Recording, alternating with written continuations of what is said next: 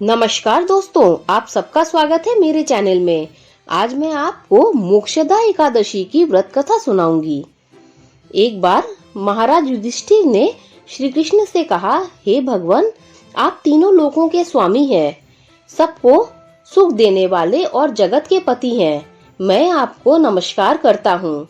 हे देव, आप सबके हितैषी हैं, अतः मेरे संशय को दूर कीजिए और मुझे बताइए कि मार्गशीर्ष एकादशी का क्या नाम है। उस दिन कौन से देवता का पूजन किया जाता है और उसकी विधि क्या है, कृपया मुझे बताएं। भक्तवत्सल भगवान श्री कृष्ण कहने लगे कि धर्मराज, तुमने बड़ा ही उत्तम प्रश्न किया है। इसके सुनने से तुम्हारा यश संसार में फैलेगा। मार्गशीर्ष शुक्ल एकादशी अनेक पापों को नष्ट करने वाली है। इसका नाम मोक्षदा एकादशी है। इस दिन दामोदर भगवान की धूप दीप नैवेद्य आदि से भक्तिपूर्ण पूजा की जाती है। अब इस विषय में मैं एक पुराणों की कथा कहता हूँ। गोकुल नाम के नगर में वैखानस नाम का राजा राज्य करता था।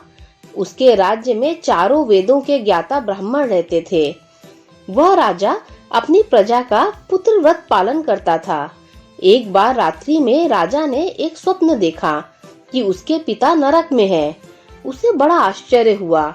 प्रातः वह विद्वान ब्राह्मणों के पास गया और अपना स्वप्न सुनाया। कहा, मैंने अपने पिता को नरक में कष्ट उठाते देखा है। उन्होंने मुझे कहा है कि हे पुत्र, मैं नरक में पड़ा हूँ, यहाँ से मुझे मुक्त कराओ। जब से मैंने ये वचन सुने हैं, तब से मैं बहुत बेचैन हूँ।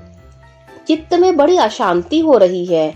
मुझे इस राज्य, धन, पुत्र, स्त्री, हाथी, घोड़े आदि में सुख भी प्रतीत नहीं हो रहा है। क्या करूं? हे ब्राह्मण देवताओं, इस दुख के कारण मेरा शरीर जल रहा है। अब आप कृपया करके कोई तप, दान, व्रत आदि ऐसा उपाय बताएं जिससे मेरे पिता को मुक्ति मिल जाए। उस पुत्र का जीवन व्यर्थ है जो अपने माता पिता का उद्धार न कर सके। एक उत्तम पुत्र जो अपने माता पिता और पूर्वजों का उद्धार करता है, वह 1000 मूर्ख पुत्रों से अच्छा है। जैसे एक चंद्रमा सारे जगत में प्रकाश कर देता है, परंतु हजारों तारे नहीं कर सकते। ब्राह्मण ने कहा, हे राजन, यहाँ पास ही भूत भविष्य वर्तमान के ज्ञाता पर्वत ऋषि का आश्रम है। आपकी समस्या का हल वो जरूर करेंगे। ऐसा सुनकर राजा मुनि के आश्रम पर गया। उस आश्रम में अनेक शांत चित्त योगी और मुनि तपस्या कर रहे थे। उसी जगह मुनि बैठे थे। राजा ने मुनि को साष्टांग दंडवत प्रणाम किया।